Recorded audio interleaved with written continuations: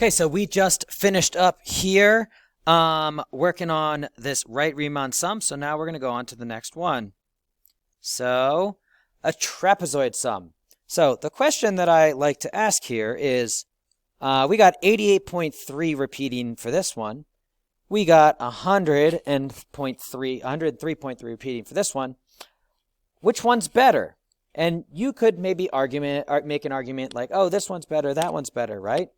But how could I get a better estimate using both of them, using the 103 and the 83?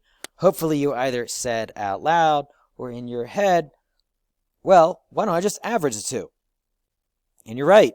And averaging the two is how we find the trapezoid sum. The trap is always the left plus the right divided by 2.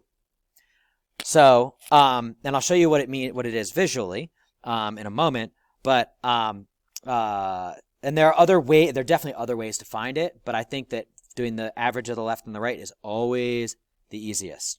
So let me show you why this is called the trapezoid sum. You may think of a trapezoid as something like this, where this and this are parallel. Well, I would argue that this is a trapezoid like that. It's not the best picture. Maybe I could redraw it. Come on. Line, line, vertical, and then make this go out to here and add an angle where these are parallel.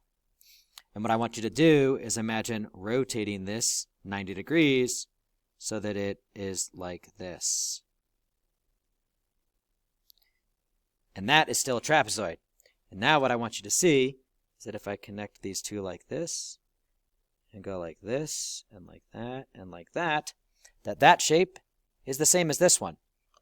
So, you go like this,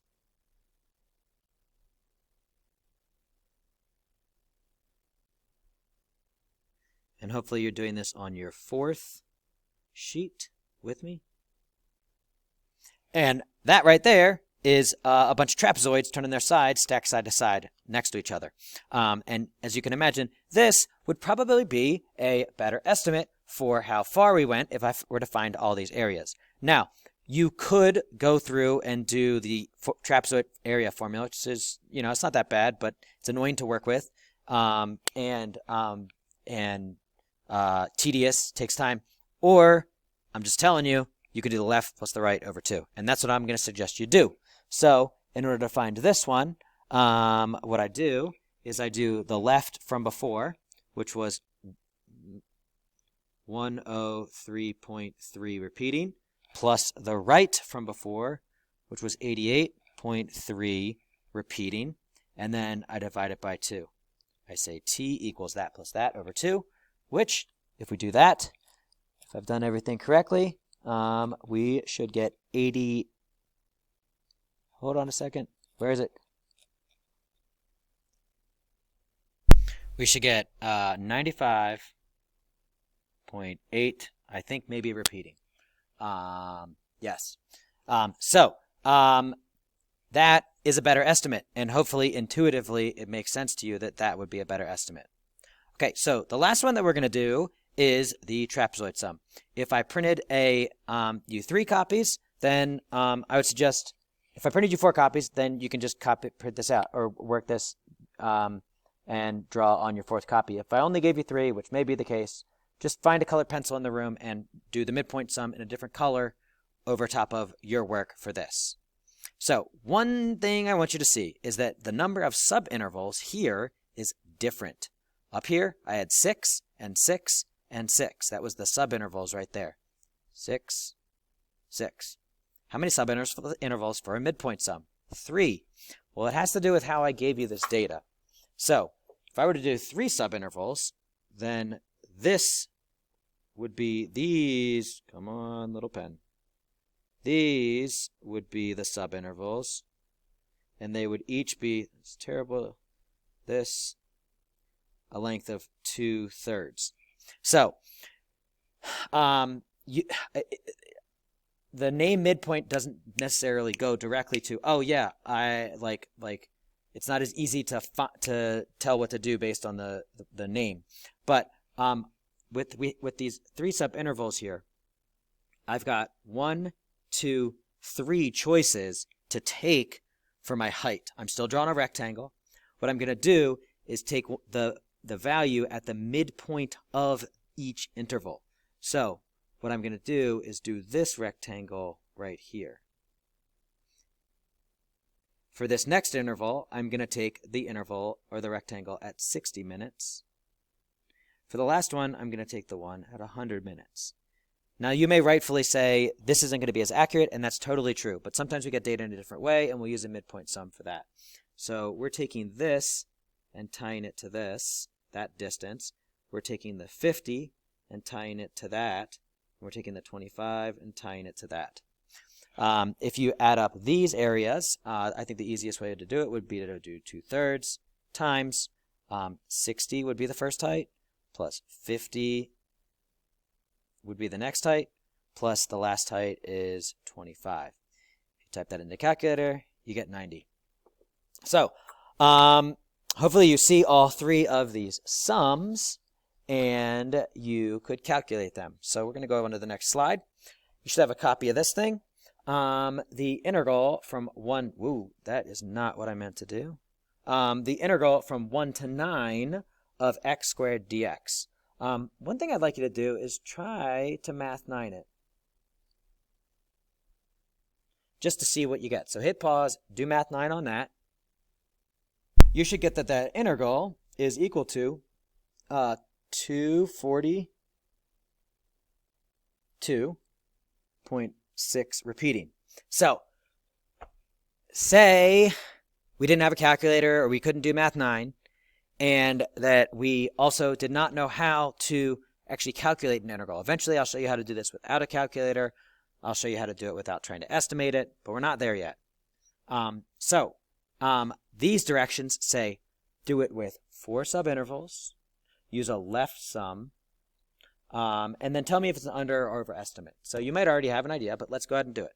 So I'm going to change colors. And so what I want you to see, we're going from 1 to 9. How big of a change is that from 1 to 9? It's 8. So if I take the 8 and divide it by 2, the 8 and divide it by 4, the number of subintervals, then I get 2. That's going to be the width. So we're starting at 1, we're ending at 9, and each one is going to have a width of 2.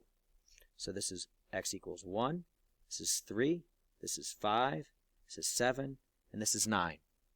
So let's come to this first interval from 1 to 3, or the first subinterval is what I should say. First subinterval here. From 1 to 3, I got to get the left side or the right side to get the height. Well, we're doing a left sum, so it's going to be this tiny little rectangle right here. So what I'm going to do is ask you to find this point. This would be 1 comma what? Well, when I plug it into x squared, I get 1. So this thing has a width of 2 because it's from 1 to 3, and then a height of 1. So the first area is, I'm just going to write 2 times 1. Next one, I'm going to draw this rectangle. I ask you what that point is. Well, the x-coordinate is 3, and I can get the y-coordinate by plugging it into x squared. So I get 9. So this thing is 2 times 9, so plus 2 times 9. And then you're going to go through and do this for the next 2. So I'll do it quietly. Hopefully you're cool with this.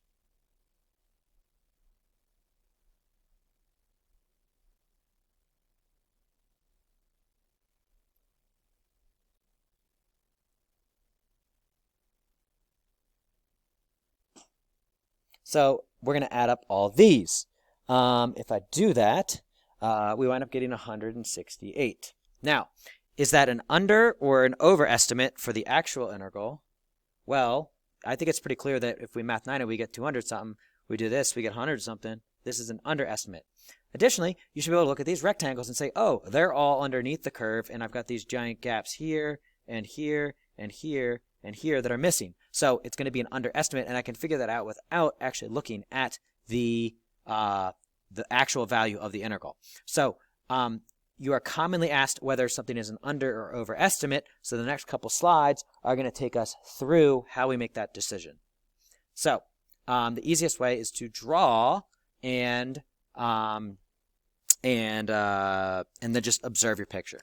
So if I have an increasing function, is a left sum an underestimate or an overestimate? And then same thing for a right sum. So what I'm going to do is draw an increasing function, and then I'm going to draw a left sum. Notice I'm taking the left side for each box. I think you should see that this will be an underestimate. If I do a right sum increasing function, because it's given to me, right? Let's do like this. You should see that the area of those rectangles is going to be bigger. So the rectangles, the Riemann sum, would be an overestimate for the actual integral. Hopefully that makes sense. And now I'm going to combine different, was it increasing, decreasing, left, right, different types of sums. So I'd like you to hit pause and think through this on your own. See if you can come up with your solutions. It's coming soon. Here it comes. As you can see, the left sum, if we have a decreasing function, is an overestimate, and the right sum is an under. So let's keep going. Trapezoid sum. Is it an under or an overestimate? So what I'm going to do is draw a, whoops, come on. Draw concave up and draw concave down. Imagine the area under this curve. And now I'm going to draw a super exaggerated trapezoid sum so you can hopefully see that if I do a trapezoid sum on something that's concave up, it's going to be an overestimate. Similarly, this is going to be an under. I think you should see it if I had it boink like this. Then the area of these trapezoids here is going to be less than the actual integral. Okay, so we are going to jump to an FRQ, and I will do it in the next video. Hopefully, we are cool with all of this stuff. How to find a left sum, how to find a right sum, how to find a trapezoid sum, given data like this, how to find a midpoint sum, how to find a sum given an equation if it's simple enough, and then how to tell when either of any of these are under or over estimates based on certain qualities, whether something is increasing, decreasing, concave, up or down, etc.